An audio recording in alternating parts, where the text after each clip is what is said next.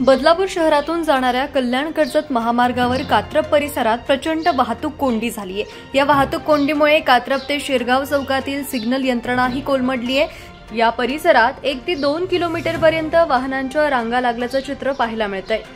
रविवारचा दिवस असल्यानं अनेक जण हे कर्जत नेरळ या भागात पर्यटनासाठी जात असतात। संध्याकाळच्या सुमारास परतीच्या प्रवासाला निघालेल्या पर्यटकांना वाहतूक कोंडीचा सामना करावा लागतोय।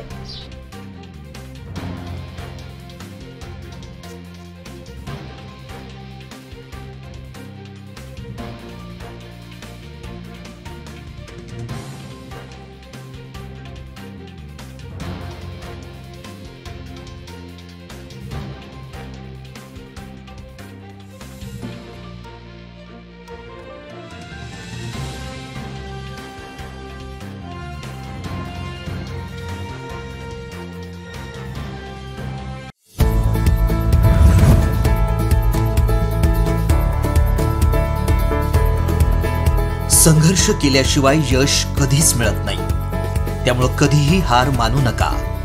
बातमी म्हणजेच एकमत न्यूज।